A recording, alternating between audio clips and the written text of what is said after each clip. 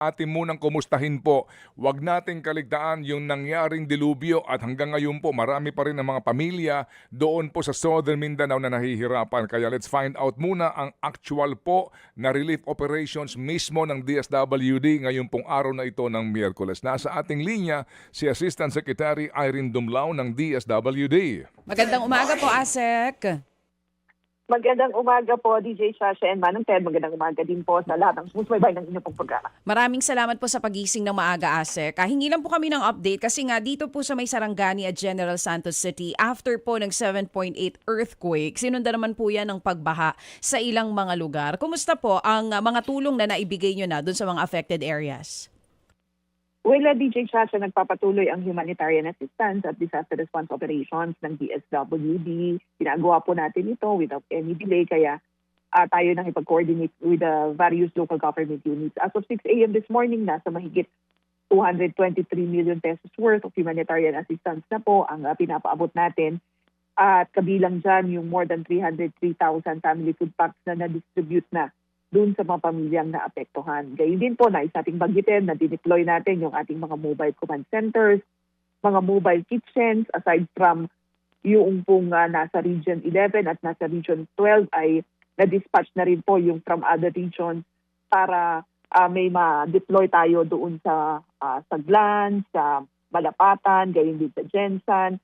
And of course, tumutulong din po tayo sa mga lokal na pamahalaan para tiyakin na makarating even doon sa mga geographically isolated and disadvantaged areas yung ating pong mga tulong. Yes, ASEC, nabanggit niyo po yung Glan, Sarangani. Isa po yan sa mga lugar na nahirapang pasukin nitong mga rescuers natin at yung LGU para maghatid nga po ng tulong. Sa DSWD po, kailan kayo officially nakapasok po doon sa Glan at anong naging challenge ninyo sa paghahatid ng tulong sa mga kapatid natin? Well, yes, no. Nung mga unang araw, nagkaroon talaga ng challenges sa pagpapahatid ng tulong dyan sa Glan, Sarangani. But we work closely with the Philippine Air Force para makapag-airlift tayo ng tulong. Sa katunayan, sa mahigit 30,000 family food packs na yun na-distribute natin dyan sa Glan, Sarangani. Nakapagpatid din tayo ng mga modular tents, mga laminated sacks, pati mga sleeping kits, pati mga water container, hygiene kits, water filtration kits, pati mga kitchen kits and family kits ay na ipahatid na rin po natin dyan. Pero nagpapatuloy pa rin po kasi nung nakapunta po ng Glan, Sarangani si Secretary Rex Gatchalian, ay talagang commitment rin naman niya kay sa mga local na officials na titiyakin na tuloy-tuloy yung provision of food and non-food items. Oo, so by air niyo po hinatid yung mga goods dun sa Glan? Yes, we coordinated nga with other government agencies para makapaghatid tayo, makapag-airlift tayo ng tulong. Oo, ASEC, kailan po yan? This was last week. Nakapagpahatid na po tayo ng tulong. Doon po sa reports na natanggap ninyo sa ating mga DSWD officials na talaga nagpunta doon sa isolated areas in Glan or isolated barangays dyan po sa Glan, how was it daw po? Kumusta yung sitwasyon ng mga kababayan natin doon? Alam mo, DJ Chacha, noong kasi, di ba kasi ang ginagawa ng DSWD, nagpe-preposition tayo ng mga food and non-food items. Mm-hmm. Bago pa man po tumama yung 7.8 magnitude earthquake, nasa mahigit 1.1 million yung nakapreposition po ng goods sa mga warehouses, including yung mga last miles. And meron na po tayong nakapreposition dyan sa Glan na 2,000 family food packs. Nagamit po natin yung facility ng local government unit para makapag-preposition ng around 2,000. So, yun po muna yung initially na-distribute. And then, nung pong nabalita na lubhang apektado yung lugar, nakipag-coordinate na tayo with other government agencies para makapag-airlift tayo ng karagdagang pang-goods. Kasi syempre, konti lang yung ating naiprepo doon sa area. Now, gaya nga ng nabanggit ko, tuloy-tuloy na rin yung pagpapahatid pa ng karagdagang assistance dyan po sa lugar. So wala na pong barangay ang walang pagkain o walang maayos na inumin dyan po sa mga barangay sa Glan? Well, yes, yan po yung natin. Yan po yung tinitignan natin as of now. But kung halimbawa may mga barangays pa na hindi pa napapaabutan, kasi syempre augmentation support, si DSWD, binababa natin sa mga lokal na pamahalaan, and then dinidistribute po nila yan doon sa mga barangay. Now, in case naman po na mayroong pang hindi na napaabutan ng tulong, maaari naman pong ipaabot sa DSWD and makikipagtulungan tayo sa lokal na pamahalaan na maabot po yun. Oo. Pero sa nakarating pong report sa inyo, ilan daw po ba ang isolated dun sa Glan? You mean to say mga ilang barangays pa? Yes po, ilang barangays Kasi pa? yes, oo. Doon kasi sa ulat na ipinaabot sa amin, doon sa Glan nga may mga barangays na let me just check, yung mga areas Mhm. na binanggit na kung hindi pa napapaabutan. But yeah, doon sa Glan Sarangani, nakapag-provide na kami, DJ Chacha. Oo, sige po. Aside from the food packs, water, meron pa po bang ibang assistance na ibinibigay pa po ang DSWD sa mga kababayan natin? Not just in Glan, in Sarangani, in Jensen, and even in other areas sa tinamaan ng lindol. At ito nga po, yung flash floods nitong nakaraan. Yes. DJ Chacha, nag-provide din tayo ng financial assistance doon sa mga anak sugatan, mga pamilya na may family members na namatay bunsod nga ng 7.8 earthquake. Yan, nakapag-provide din tayo ng assistance to individuals in crisis situation.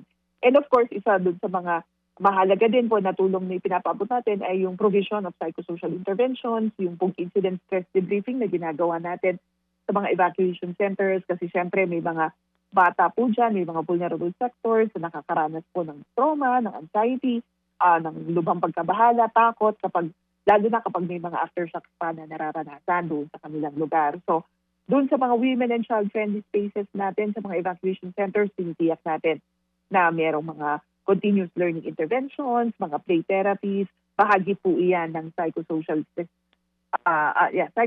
interventions na serbisyo din po natin. Asa kanina nabanggit niyo po nasa 223 million pesos na po yung worth of assistance na naibigay ng DSWD. Magkano pa po yung budget na meron tayo para po dito sa mga biktima po ng lindol at ng flash flood? Ang national stockpile pa po natin, ito yung mga family food packs na naka-preposition and are ready for distribution, nasa mahigit 4.7 million pesos.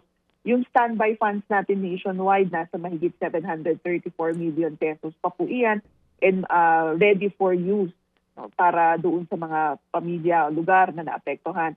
And we're now in the process of requesting the Department of Budget and Management to replenish our quick response fund para matiyak po na tuloy-tuloy yung ating pong tulong kasi we're slowly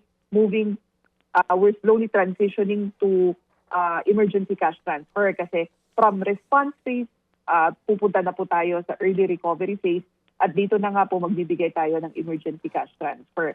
Dito naman sa emergency cash transfer, since this is a flexible intervention, pwedeng i-prioritize ng mga pamilyang apektado yung kanila pong mga pangangailangan. Kasi batid po natin na hindi naman lahat ng kanila pong needs ay nilalaman po ng isang family food pack. So, yan na po yung mga susunod na steps na nagagawin ng DSWD. Ma'am, ASEC, hanggang kailan po ito kakayanin po ng DSWD? Manong Ted, hanggat may mga request pa ang mga local government units for augmentation support and technical assistance, magpo-provide po ng assistance ang DSWD. At yung pong pondo na pinag-usapan nyo ni Chacha kanina na kayo'y hihingi ng replenishment, ano ho ang tugon dito ng DBM o ng Malacanang? Yes, yung naman po kasing quick response fund which we use for relief and recovery efforts during disasters, batay naman po sa mga umiral na panuntunan ay replenishable yan once na ma-reach na natin yung 50% threshold. So kung ang nasa GAA po natin ay nasa 1.7 billion pesos, we've already used 50% of that. So nakakapag-request po tayo ng replenishment. And favorable naman po yung action ng DBM sa ating pong mga request like in the previous years, Manong Ted. Opo, 1.7 billion ang inyong QRF for 2026, Madam? Tama po, Manong Okay, Ted. oo. So yung 1.7 billion na yan, magkano ang nailaan ng so far ngayon dito po sa areas affected by the quake and yung pong iba na nagamit na nito sa iba pong mga kalamidad? Yes, Manong Ted, we've already utilized 50% o na-obligate na po natin more than 50% of that. I just don't have the specific numbers right now, Oo. Manong Ted, but yeah. But sige, I think I can provide that to you kasi nakapag-sulat na kami sa DBM kahapon. But yeah, yun nga po, once na obligate na natin 50% of that, talagang nag-request for replenishment. Opo, kasi Kasi po, hindi lamang po ito yung disaster na tinugunan Yes. natin, marami rin po mga ibang disasters na nag-assist po ang DSWD. yes, and considering po na June pa lang tayo ngayon, Madam Asek. Mm-mm. That's correct, Manong Ted. And of course, pinaghahandaan din natin yung iba pang mga kalamidad na maaring makaapekto sa ating bansa because alam natin na ito na yung season na bibisitahin na tayo ng mga bagyo. Oo. But of course, dahil nga yung situation ng bansa, we sit in the Pacific Ring of Fire, we're very vulnerable to various disasters and risks. Kaya talagang tinitiyak natin na kaya handa ang DSWD. Kaya nga, Manong Ted, ang deposition goods natin nationwide ay nasa mahigit 4.7 million food packs. Yan ay dahil meron tayong buong bansa handa program na tinitiyak natin na we're ready to respond to any eventuality. Well, dito ho ngayon sa inyong relief operations sa apektado ng quake, no? Yung manpower ninyo, kasi I can just imagine na yung pong mga tauhan nyo doon sa mga regions biktima rin. So, meron ba kayong support nito galing sa ibang regions? Tama, Manong Ted. Meron po tayo mga na-deploy na mga quick response team members from the central office and other field offices. Kasi kinakailangan po na makapagpahinga din, yung mga personnel natin from the affected areas at the way for them to also attend to their personal needs ay kapag may mga humahalili na mga kawani from other offices, and that's exactly what we did. Okay, sige po. So, para ho mas maliwanag, ma'am, sa Jensan kasi ang kanilang barangay po dito ay umaabot sa 26, no? Jensan pa lang ito. Habang dito po sa Sarangani Province, yan po ay umaabot sa 141. Ngayon po, wala ng lugar sa Sarangani and Jensan ang isolated o hindi pa nabibigyan po ng tulong ng DSWD. Well, Manong Ted, opo, yan po ay Okay. batay na rin doon sa ating, yes, hello? Yes, ma'am. Yung pinaabot Go ahead. natin na tulong doon Okay. po sa mga local government units. So, klaro. Kasi Manong Ted, sabi ko nga, halimbawa po sa Jose Abad Santos. Sa Jose Abad Santos sa Davao Occidental, bagamat 16,000 families na po yung nakatanggap ng tulong o ng family food pack, meron pa tayong pinapahatid. Kasi dapat tuloy-tuloy yun, Manong Ted. Hindi dapat ma-disrupt yung provision of assistance. And of course, yung family food pack kasi, that's only for 2 to 3 days. Yes, ma'am. Hindi naman po kakain ng tao ng 2 to 3 days. Kaya dire-diretso yung mga provision of assistance natin. And kaya nga sabi ko rin na we're slowly transitioning to the provision of emergency cash transfer. Kasi syempre they need also to rebuild their homes, bumili rin ng ibang mga pagkain. So, yun po, we're going to that time. Opo. So, yung pong cash transfer na ito, AX po ang programang ito, ma'am? Yung emergency cash transfer, Manong Ted, mula naman yan sa quick response fund. Okay. So, iba po naman yon. Sige, kasi kaya kami nagtatanong tungkol dyan sa lahat ng mga barangay na yan, dun po lamang sa kalunos-lunos po ng mga eksena kung saan may mga namamalimos sa kalsada, no? Yan po ang aming pong dahilan din kung ba't ho kami natawag sa inyo para lang masiguro po na wala na pong ganon na kasi sinasabi nga nila, hindi sa kanila umaabot ang tulong. Tama po, Manong Ted. Meron pong naipaabot na ganyan sa DSWD and Secretary Rex.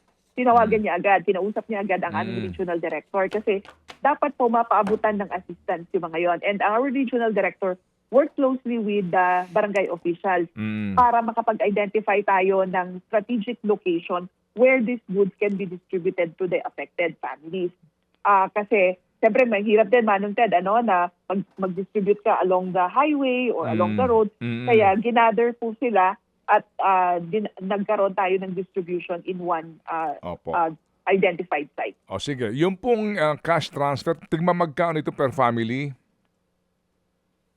Well, Manong Ted, yung dun sa emergency cash transfer, ang computation niyan is 75% of the regional minimum wage rate multiplied by number of days na i-assist po yung mga pamilya. Mhm. So halimbawa po, Manong Ted, ang regional minimum wage rate ay sabihin na natin, example lang po ito, for ano lang po, sabihin natin 500. Mhm. 500 ang regional minimum wage rate. You multiply it by 75%, so that's 375. Mhm. And then kung halimbawa po mag-a-assist tayo sa kanila for 20 days, ang matatanggap po nila ay 7,500. Okay, ganun po. At dito ho na naman, para maiwasan ang politika, who will distribute the cash? DSWD po, Manong Ted. Manual payout ang gagawin natin dito for the emergency cash transfer. Oo. May mga personnel po tayo na pupunta doon sa mga designated payout sites para po mamahagi ng tulong. Okay. Of course, the list will come from the local government units, but the field offices will validate it po. Opo. Kailan po simulan ito, ma'am? Manong Ted, once the lists have been submitted by the local government units, we could immediately proceed with the distribution po, Manong Ted. But ano na po, isinasaayos na. Kasi nung nagtungo si Secretary Rex Gatchalian sa mga Saglan, sa Pasig Island, over the weekend, talagang sinabi po niya sa mga lokal na pamahalaan na isumite na po sa DSWD. Okay, sige po. So ma'am, thank you sa inyo pong update at kami po ay nakaantabay nga sa development dyan sa region na yan despite itong napakarami pang ilang mga balita na sabi ko nga, huwag nating kaligtaan itong mga biktima ng kalamidad sa Southern Mindanao. Salamat po sa inyo, ASEC Irene. Maraming salamat din, Manong Ted and DJ Chacha sa pagkakataon din. Binahagi po sa DSWD. Mga kapatid, patuloy po kayong tumutok sa 105.9 True FM para sa totoong balita, impormasyon, music and entertainment. Mag-subscribe sa aming YouTube channel at podcast at sundan nyo kami sa Facebook, Instagram, X at TikTok sa True Network PH. Bisitahin din po ang aming official website, truefm.ph. At panoorin din kami sa True TV Signal, Channel 19. Kami po ang 105.9 True FM. Laging true sa'yo, kapatid.